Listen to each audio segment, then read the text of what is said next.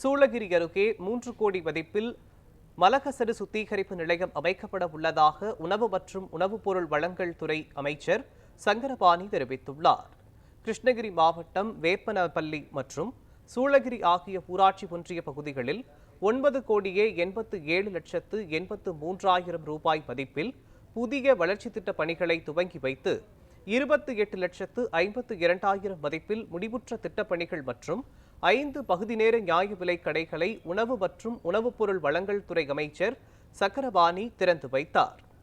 இதைத் தொடர்ந்து பேசிய சக்கரபாணி, இத்திட்டத்தினால் 20 ஊராட்சிகளில் உள்ள 41,205 குடியிருப்புகள் பயனடையும் எனவும், சுத்திகரிப்பு நிலையத்தில் நாளொன்றிற்கு 10,000 லிட்டர் மலக்கசடு சுத்திகரிக்கும் வகையில் அமைக்கப்பட உள்ளது என தெரிவித்தார்.